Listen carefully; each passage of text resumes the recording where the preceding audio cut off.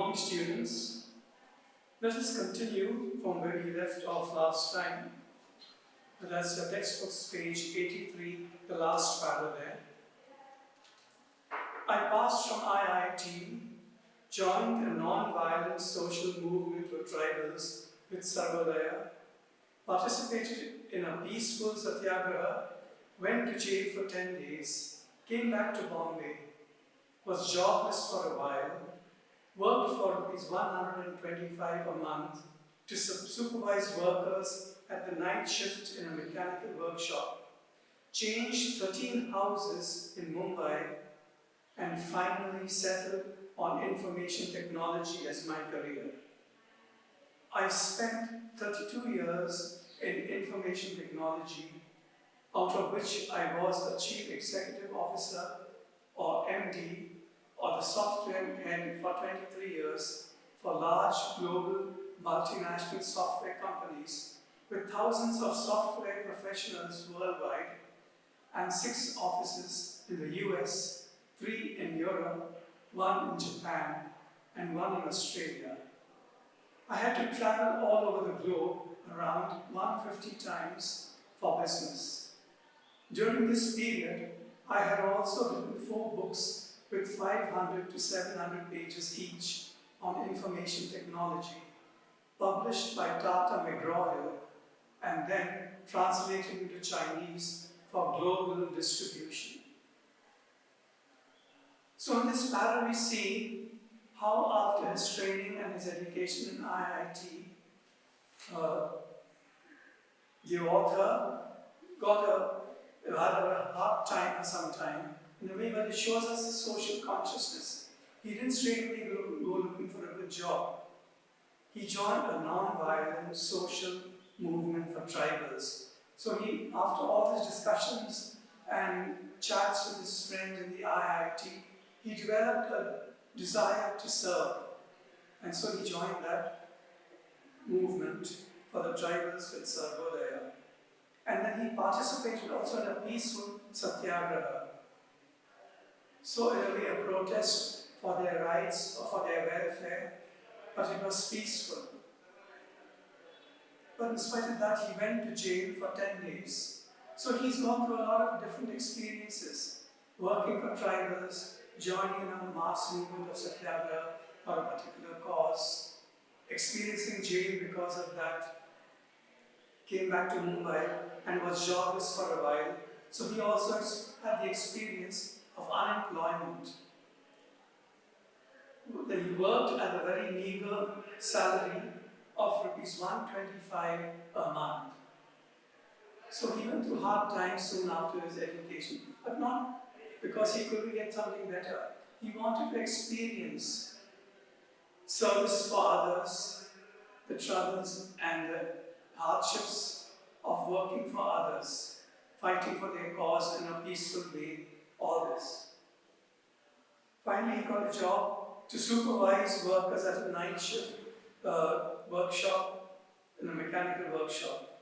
Then looking for a house with his low salary, he couldn't get any good house. He was searching around and changed 13 houses in Mumbai and finally settled on information technology as his career.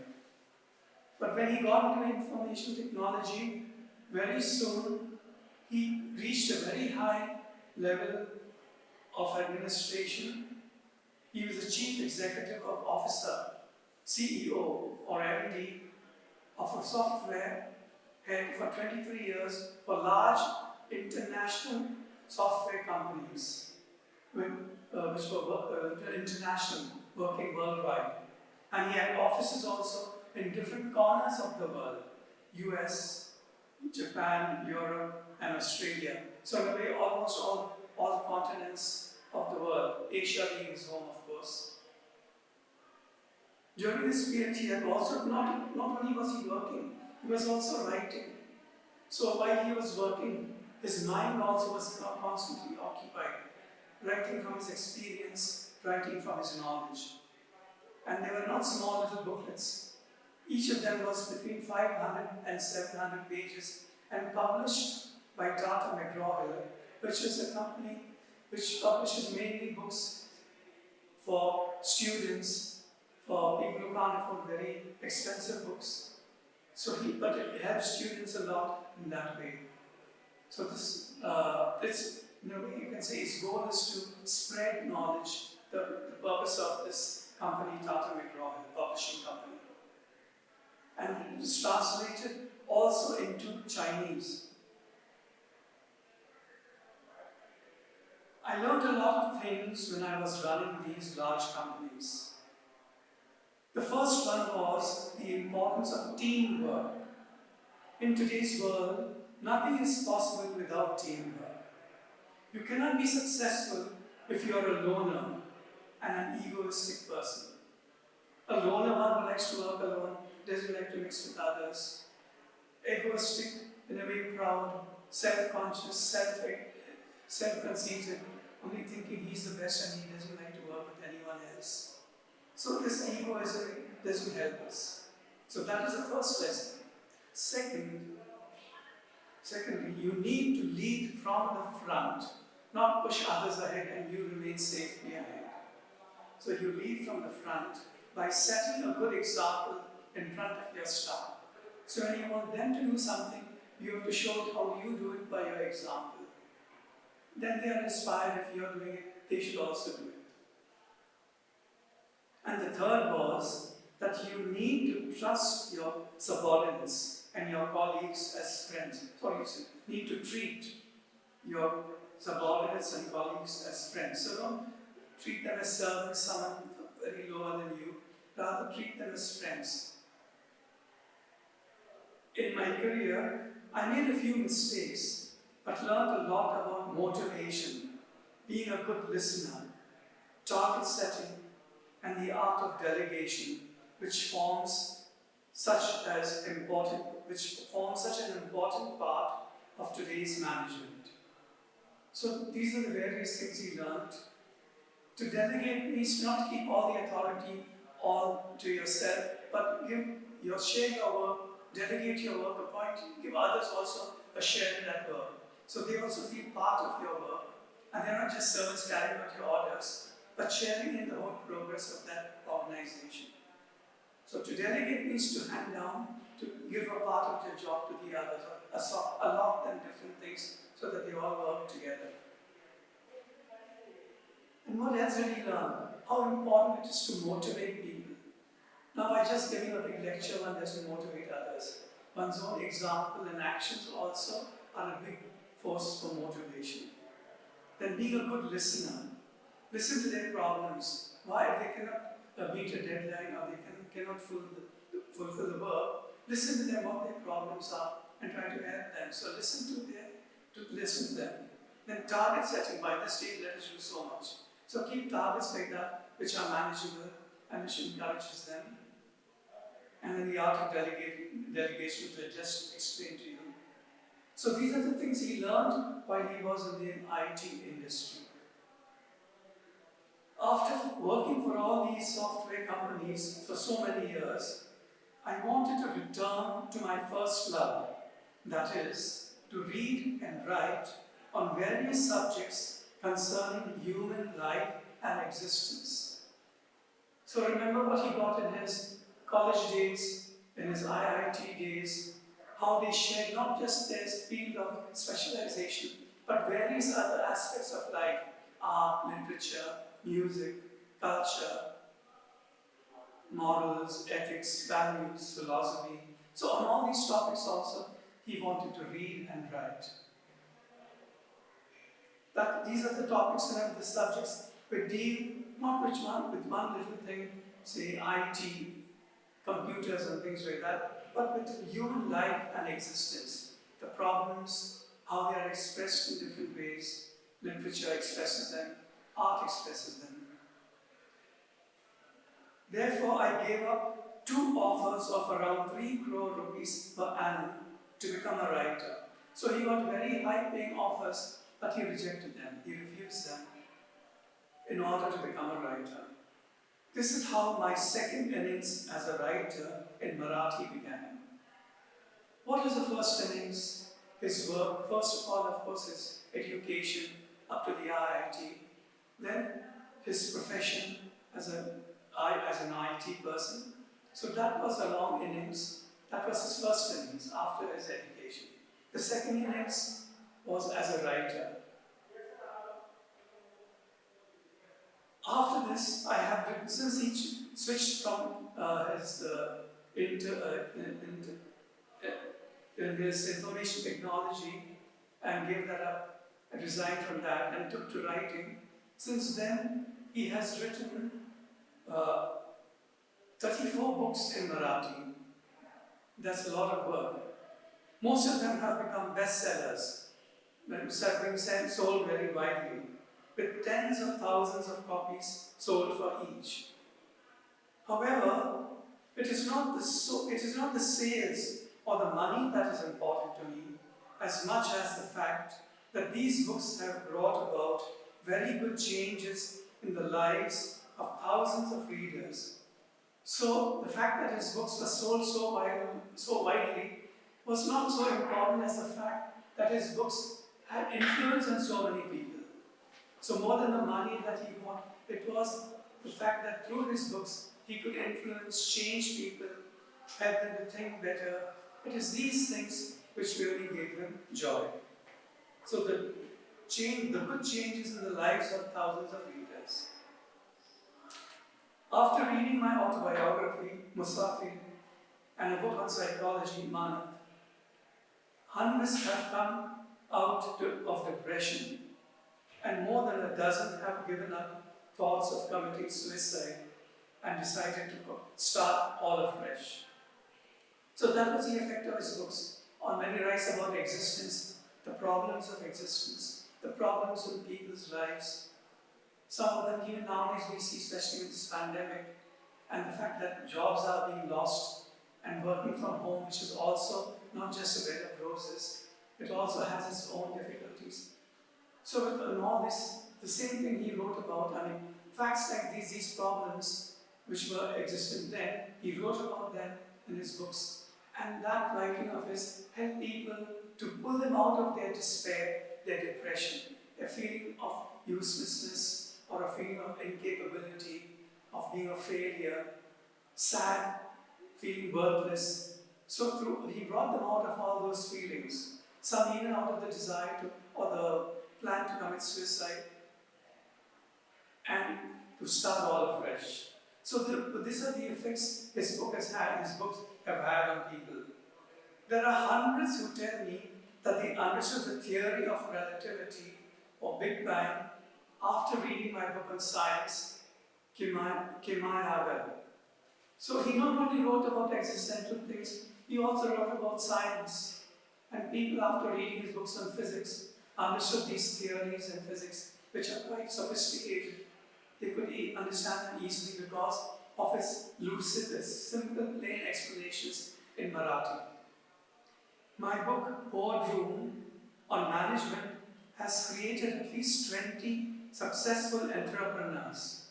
So, about business management, the name of the boardroom, on that, how to manage a business, how to manage a company, writing on these things after his experience as a chief officer and managing director for so long.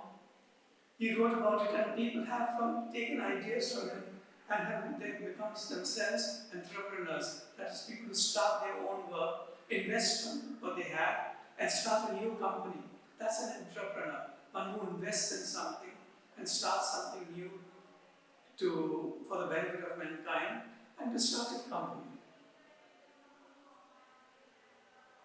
Then there are hundreds who tell me that they now can understand Economic Times or NDTV profit after reading my book on economics, Artha. So people have to look at the wide variety of topics on which he has written. First are existential topics, problems of the people they face in life, so about life, then also about science, about management, giving rise to entrepreneurs, now even about economics, and so people understand what they read in the Economic Times better, or other economic issues much better after reading his book. Many have turned to mathematics after reading my book on mathematics, Ganiti. So look at the wide variety on which he's writing, the different subjects. The same is true of my books on Indian music, Nadavedam, English literature, Zapurza, painting, canvas, Western films, limelight, and Western music, symphony. So look at the different topics, wide-ranging topics on which he has written. Not just science, not just information technology, not just management, economics also, science, physics, all these things also. And even the arts, literature, music, films, all these things.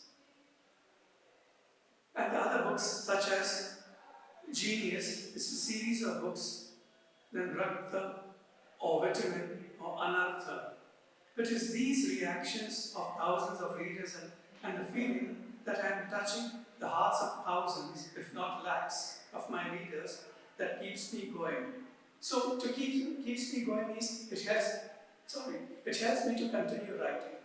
He is inspired by their reactions. He gets the energy to write more, to reach more people, to talk about various other new problems that come up, so people can lead their lives better, live their lives better, live a happier life.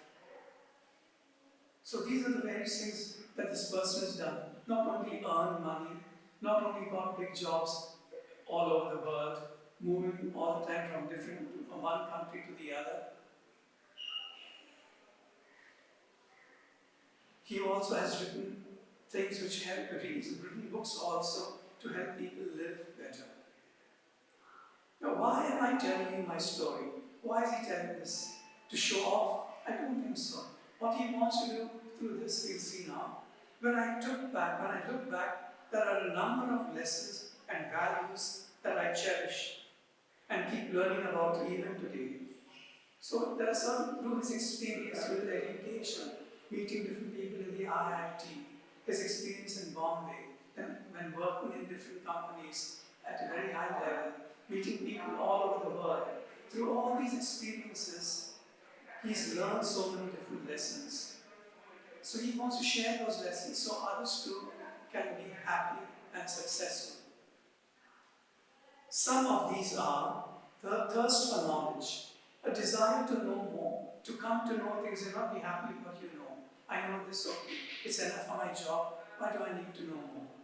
No, not that. So let me see what is that. What is that? Someone is talking about something else which I heard today. Let me see what that is about. So that is what a thirst for knowledge is. Curiosity to know things, not the same things, almost the same. And humility, that's most important. Not to think I know everything or I don't need to know anything more.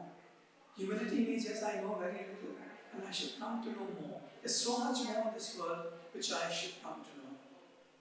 Humanity, concern for others. That's what he did when he finished his IIT.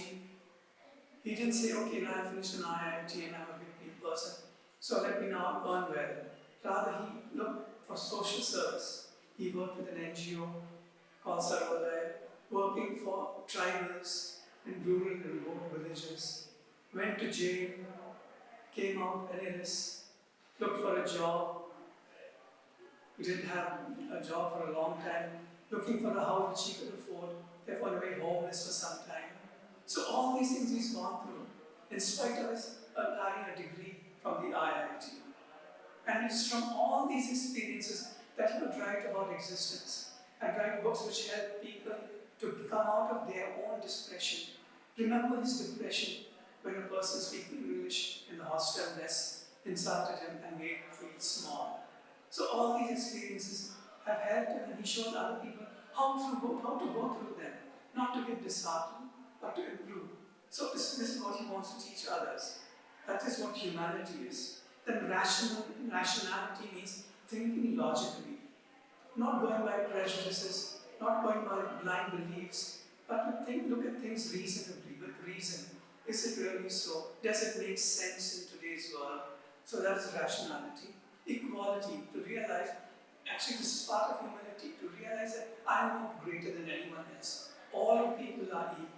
Whatever race they belong, caste they belong, country they belong, color they are, or whatever else, or how rich they are, they're all the same, all made by God. So to realize that equality, then teamwork, to get along with others. We may have differences, but to compromise, adjust our differences and work together. And a quest for excellence, not to be happy with 60% in the exam, but try to reach 80, 90, and even more if possible. So that is excellence. Or not to do a rough job, okay, passable. No, really do an excellent job, the best that you can do. That is what excellence is. Never say die, that means never give up. He didn't give up on that hostel when he was in Saturday. He actually was ready to go back to Sholapur. But then something within him said, no, don't give up, you can do it. That is what never say die is. Not to give up, not to accept defeat so easily. Work till the end. And thinking big, thinking that you can do more. Not just I'm only fit for this, but to say I can also do this, or I can do something else. So this is what he teaches us, and that's the reason why he's written this article. To help students like you. So, thank you, we finished this. You can go through the exercises yourself. We'll meet later.